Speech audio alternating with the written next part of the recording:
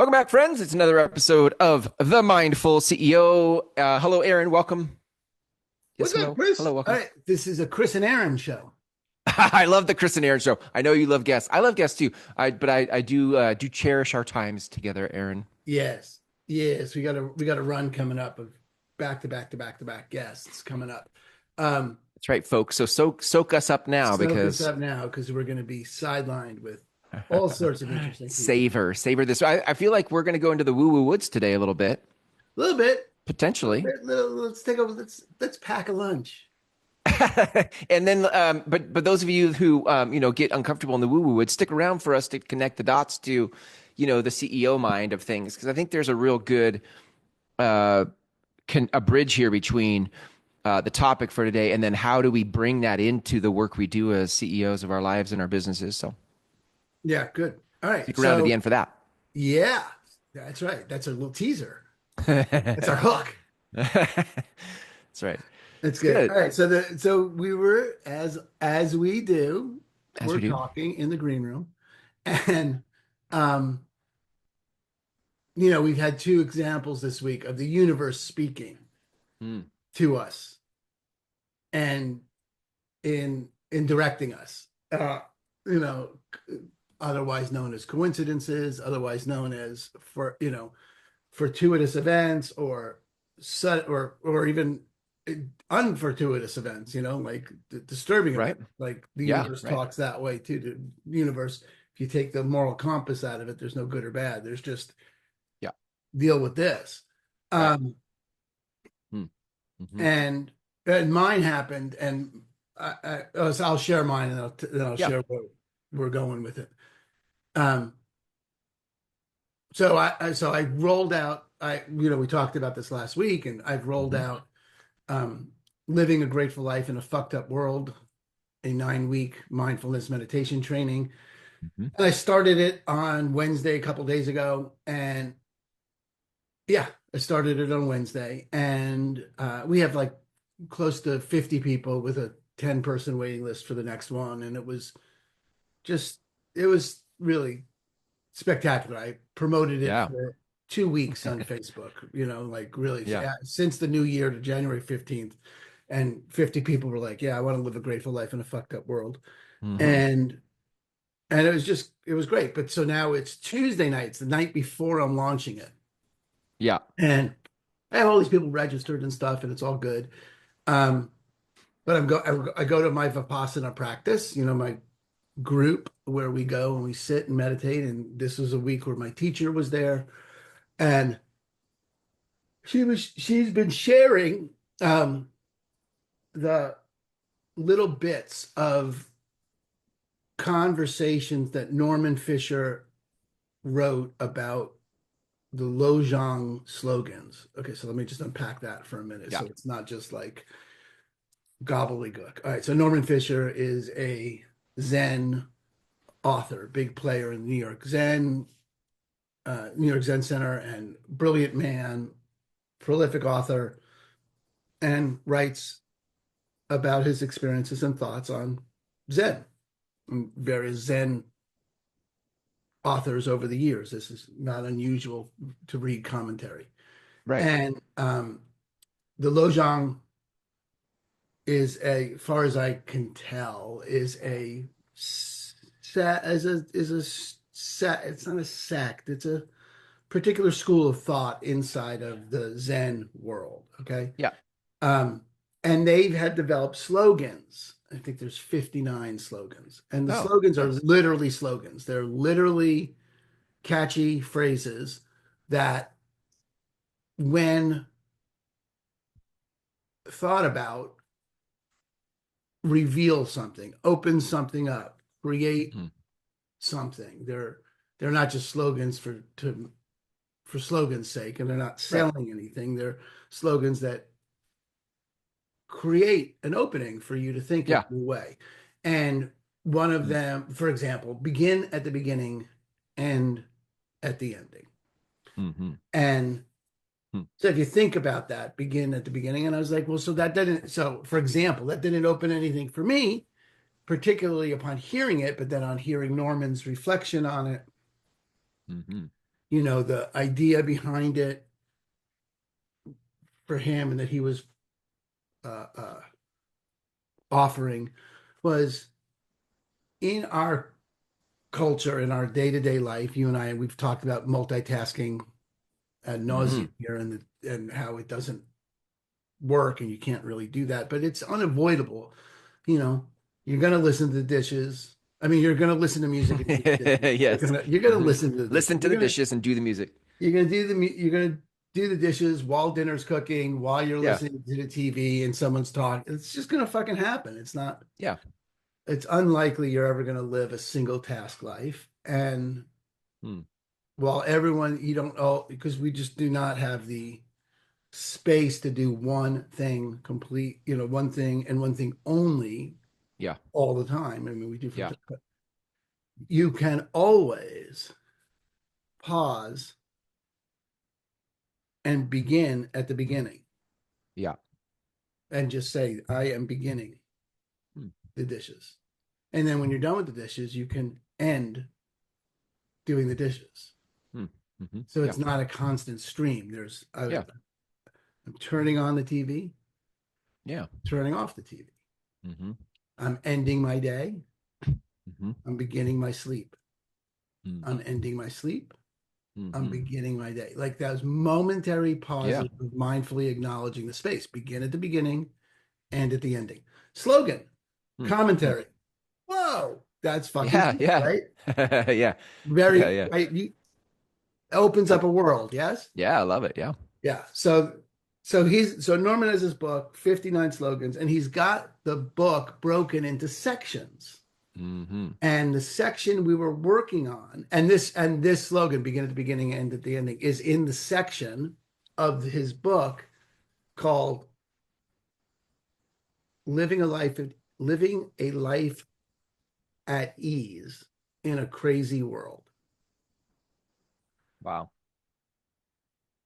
And so I'm starting a course the next day called Living a Grateful Life in a Fucked Up World. And Norman has distinguished a set of slogans that are designed to empower one to live a life of ease in a crazy world. And I'm thinking that is the most obvious confirmation of my being on the right track of anything that I'd ever experienced, right? And you hadn't read this. You hadn't read his No, I had uh no idea. And thing. I knew that he did commentary on slogans. We've gone other Right. slogans from him Yeah. before. I didn't know that he had broken them up. I've subsequently ordered the book. So And it's funny on the observing side because you've been playing with this. You didn't call it living a grateful life in a fucked up world, but the idea of this you've been working on for a while. You've had different titles of it.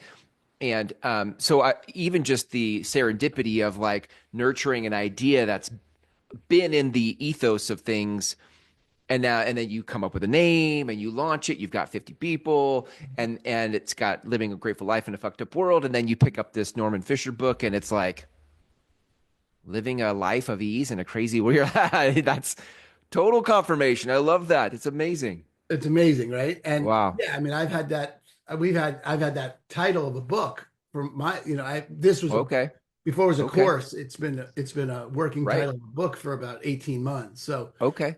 um, I don't think I remember you having that title 18 months ago. oh, I did. Did you? It was a book. It wasn't going to be a course. It was just sort of the working title of a book I've been Yeah. thinking about. Nice. At any rate, Wow. Yeah. Love that. and then so all this to Mm, say, right? mm, So that happened, and we're like, oh, the universe mhm, fucking confirming, right? Feels good.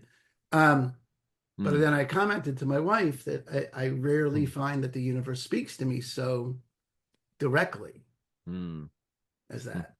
mhm. And she asserted, no, it does. You just don't hear it, which is like I live with Norman Fisher, right? Like, That's great. okay, Yeah, yeah. That's great. that is that true? So that's sort of the prompt for the show today is like, Mm, is the universe always talking and mhm, always giving us either the confirmations or in your case, Chris, or confirmation, whichever way you want to look at it for your situation, which you'll get into. Um, is it always talking at the same level and it's just our openness to hear it that changes? Mm, Or is mm, sometimes it like subtle and sometimes it's like, hey, dummy, over here, like hit you on the head. I don't know if the volume of the universe changes or if our mm. sensitivity to it and our receptivity to it changes. Wow.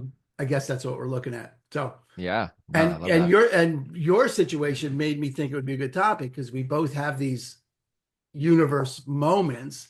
Yeah. Mine was, I was thinking mine's in one direction and yours is in the other, but the truth is it's not the case. Yours is in the same Yeah. moral direction. Anyway, share your thing and let's take them apart.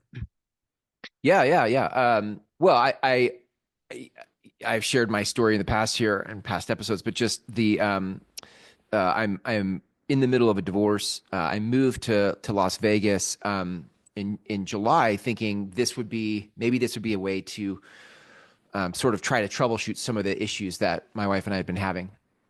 So I moved here with like this feels like a good next step to help the situation.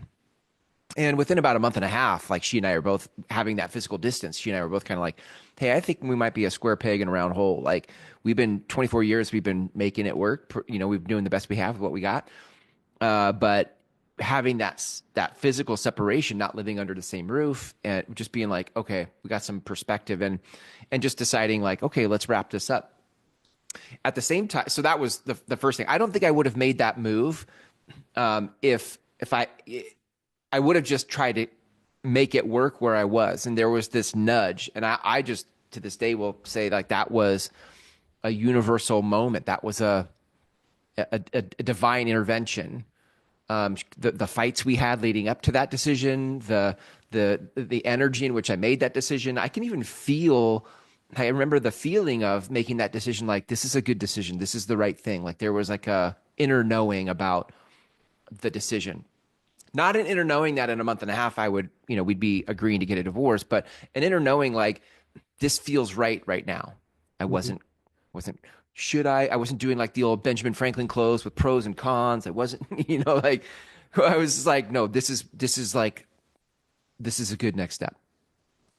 And then I moved here and started a coaching project for a real estate company, and within 5 months had 14 agents, but no agent had written any contracts, and just realized like um, I was I hadn't wanted to go back into real estate, but I was there, and then just really not feeling good in the moment about it.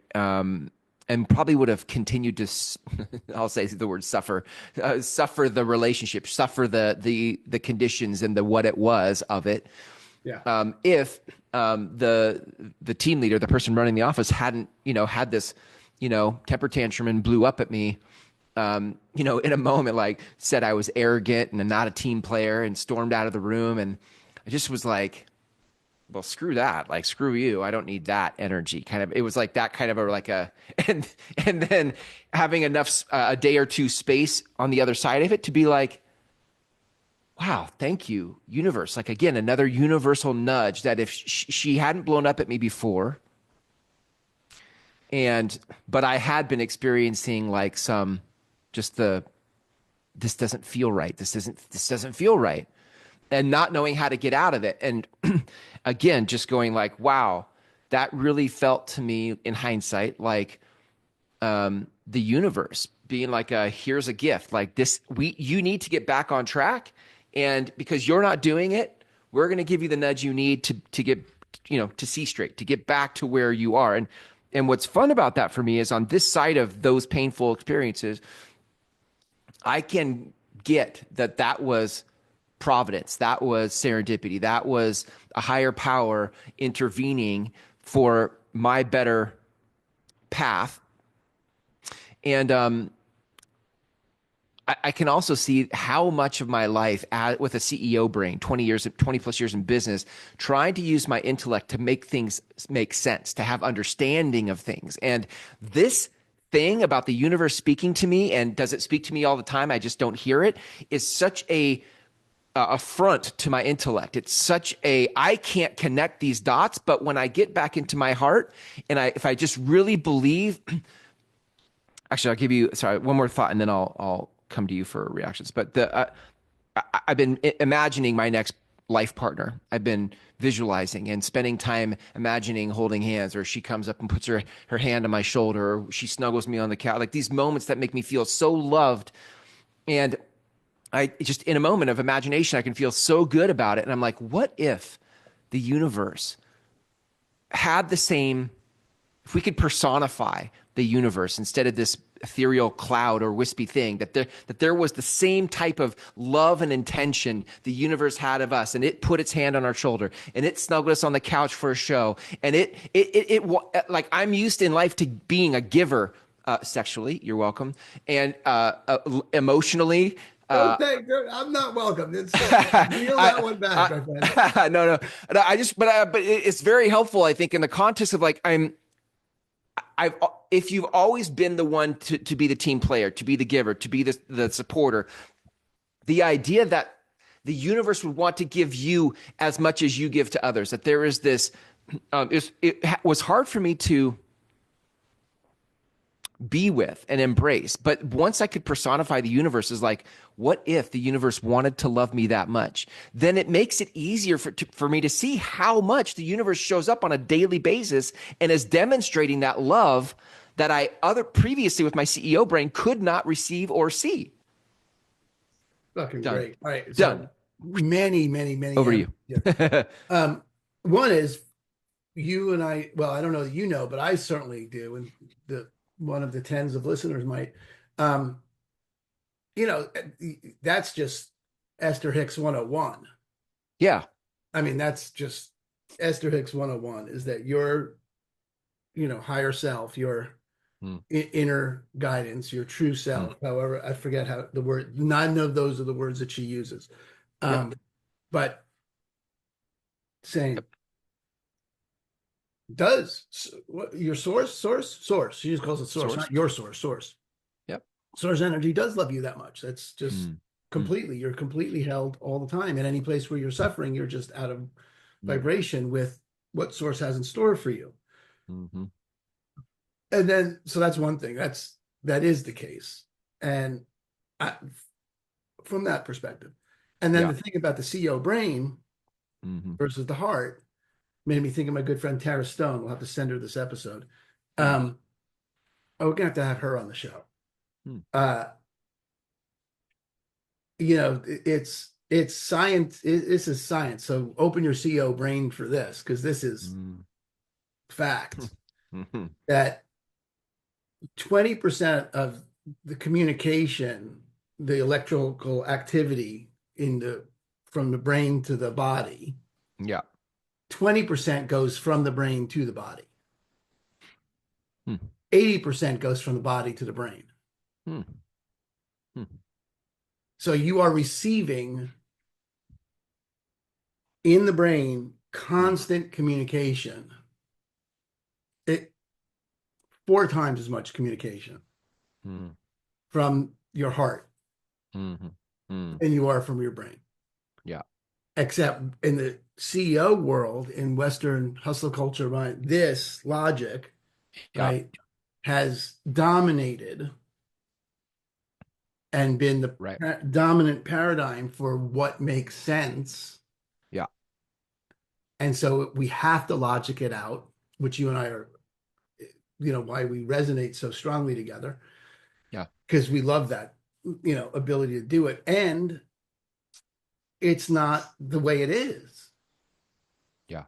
The way it is in reality, if you slow down, Mm. if you calm the brain, which is what I love about mindfulness, if you calm the system one, the reactive brain, which is louder than the body, Mm. it does Mm. point to the universe is in fact speaking Mm-hmm. at the same volume, Mm-hmm. and we're just Yeah. not tuning into it Right. all the time, right? We are, trying to, the way it shows up, I think for you and certainly for me, is trying to figure it out Yeah. rather Right. than letting go, right? Yeah. Mindfulness practice Yeah. principle, right? 101 is let go, right? Yeah. Trust, Yeah. Yeah. non-striving, Yeah. right? Right. All those things are in there. And as an opportunity to just be open to what the universe has to say. And I know I've shared this before, but this is a physical, intentional, on purpose practice that I've taken on Mm. to uh, amplify what the universe is saying. Yeah. Another way that, but maybe not amplify what the universe is saying, but to tune in to quiet the noise that would block the communication. And that Mm. may be a more, that's interesting. That's a more cause of the matter way to look at it. Like, okay, the universe is always talking. I'm in the Mm. way. And we talk about that all the time. Get out of the Yeah. way, get out of your own way. I'm in my own way. How many people do you coach where they know the answer is I'm in my own way? I mean, that's just like fucking Yeah. every life coach in the world deals with that. Yeah. Yeah. That's why we go to life coaches to get ourselves out of our own way. It's a Yeah. selling point, it's a benefit, Yeah. Yeah. right? But like listening to that voice, and that voice shows up for me like how did it just happen yesterday? Um, you know, like I'll leave the house and I'll think, oh, I should get my headset, Right. Right. Right. Yeah. something like that, Uh-huh. right? Something little, small, dumb, right? Like Hmm. grab your headset. But I'll be like at the door or in the car. And I'll be like, oh, Yeah. fuck, I don't want to go back. What do I It's need my just too head? far away. It's too far away. I don't need my headset. But I don't have the extra 40 Yes. seconds that that's Mm. going to take, right? To do that. And then sure enough, I'll be All right. regretting it later, like bring a Yeah. coat, like, Right. did you bring a charger? Whatever. Like, if it's not, if it's charger, oh, fuck. No, I go back and get the charger. All right. Right. Yeah. Right, Yeah. because I will not be without my distractions. So, um, God forbid my phone dies. Um, but there's that way of practicing mindfulness, but practicing tuning in, quieting and listen. So the more I listen to it, the more I train myself to listen to it, the more available I am to hear it over time. Um, that builds up, and I can hear more of it. Yeah. But Yeah. if we approached it like, look, no, it's a constant stream. It's always there. And this goes back to Rick Rubin, you know, Yeah. right? What the Yeah. creative act, is that the book? Uh-huh. Yeah. It's the creativity is a constant stream. Hmm. It's not dependent on it. We don't have to wait for it to get louder. Right. There's no Right. waiting for it to get louder. It's Yeah. Right. quieting ourselves down and opening ourselves up to being more sensitive to it, which is what Hmm. mindfulness for me Right. has provided. Yeah. And that's what I Hmm. heard in what you said is that can I hear the 80% more clearly? Right. Right. Am I willing? And then, Mm. yeah, what you had said in the pre-show that I thought was so good. It was like it took you 24 years the first time, Yeah. Right. right? And 2 months the second time, Right. right? Because the Yeah. communication from the heart was the same from the Yeah. Uh-huh. way earlier in both Yep. cases. Right. Yeah. It was a couple years ago. I was at an event, and the speaker was an NLP trained person, and he was describing things about what's in the background of NLP. With there are millions of bytes of information at any moment, and your brain can only take on 100 to 200 bytes of these millions of bytes of information. I don't know his sources, but the idea that the creativity is we are pure energy. We are energy. We are connected to source. We are the stream of consciousness. But our brain try that 20% that tries to communicate downward, like we are only able intellectually to take in so much and do something with it. And in that in that light, of course, the universe is talking all the time, and we're not able to pick it up. You're like, we're just trying to figure out where the cheese is in the maze. We're like, it's like, which direction do I go to get the cheese? Uh, But in that hunt for the cheese, we would do better right? Yeah, in You're slowing right. down, the body knows where the cheese is. The nose, it reminds me. I wrote in the introduction to the book, the manual, the guide for living a grateful life in a fucked up world that I put together. Um, like of our ability to interpret communications, 7% is the words. Mm. Something like 30% is the tone, Yeah. and the rest is body language. Yeah. Yeah. Right. So Right. which is why text doesn't count as communication. Which is for me the confirmation that text is not communication because it's all just you would not take a bet where you had a 93% shot at getting it wrong And yet memes are a form of communication for you. because, well, they're visual, right?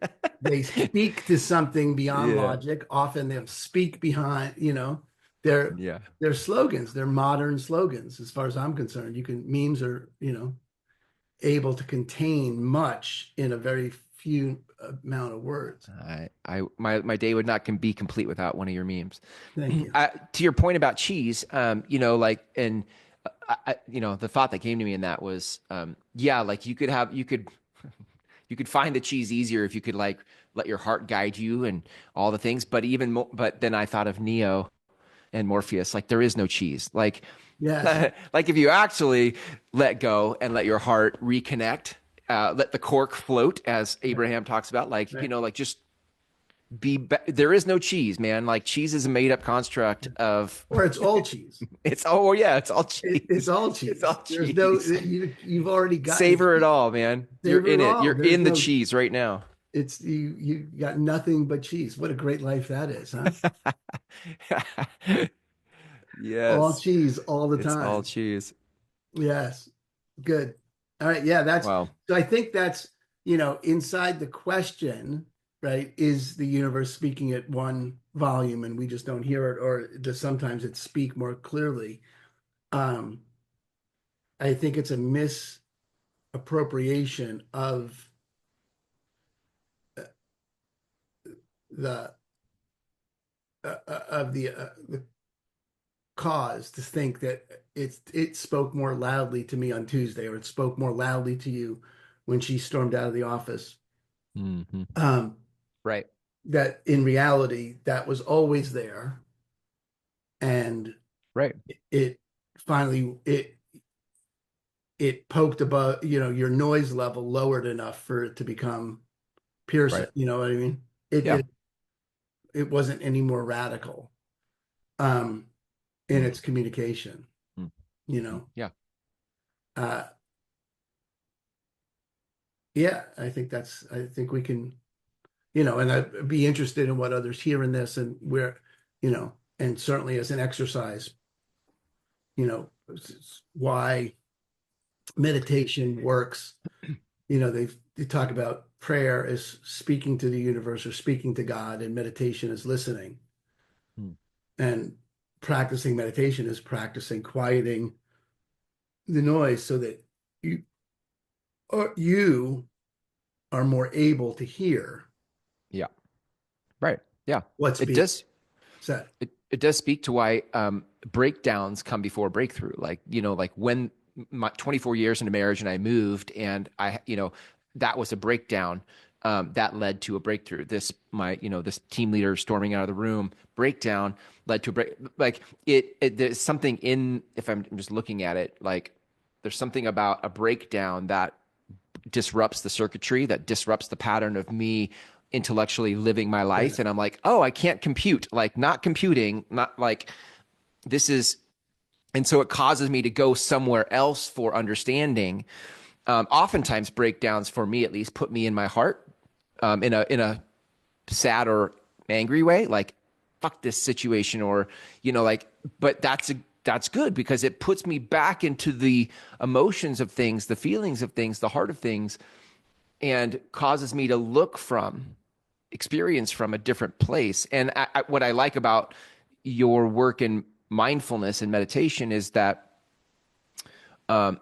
it doesn't require a breakdown for you to Right. get access to Like you don't have to wait for the breakdown, 24 years of marriage. You could just get to a place where, Yes, yes, yes. And or you get more sensitive to that uh the breakdown's already happening. The sure, moment you took the gig was right. a breakdown. Yeah.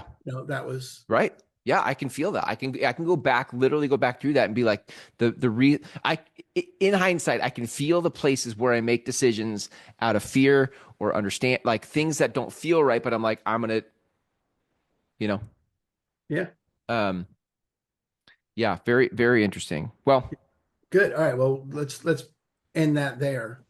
yeah. Give people an opportunity to communicate back to us anything that they hear in that. Yes, Um, we've been overwhelmed, everybody, by your emails, your messages, your direct, your Sacks of mail. your our mail room is completely full. Like, we so appreciate the the communications that you send. Okay, good. So we can say the universe may be speaking at the same volume, but you, as the listener, are not. Yes, Oh, yeah, but maybe. Yeah, the yeah. tens of people. So those Uh, of you that like to do a review, like go ahead on whatever podcast you listen to, or even if it's on YouTube, wherever you are, like, feel free to drop a comment or a review. We'd love that. right, and share it and let us know. You certainly can. We're not hard to contact or on all the social media platforms. Reach out. We'd Yeah, love to hear from you. Um, inside you, I'll let you know that living a grateful life in a fucked up world. The next cohort starts in early March. You can go to nice. thegratefulbreath.com and put yourself on the wait list.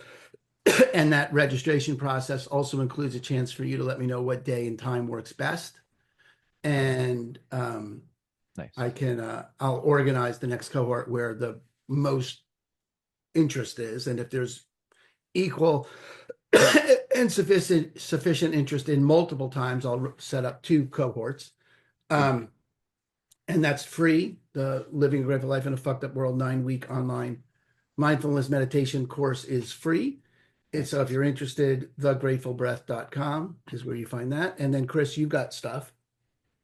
Yeah, yeah. Business Church is launching pretty soon on YouTube, depending on the time of this recording where it airs. But businesschurch.co is the website, and obviously free content on YouTube, weekly messages. Great. Really a place for spiritually like spiritually oriented business people to get inspired in their soul as they build their business. So that's the heart of that. You can go to Great. businesschurch.co. Fabulous. Okay, until next time. All right, friend. Thank you. Bye, everybody. See you next time. Ready on, Wayne.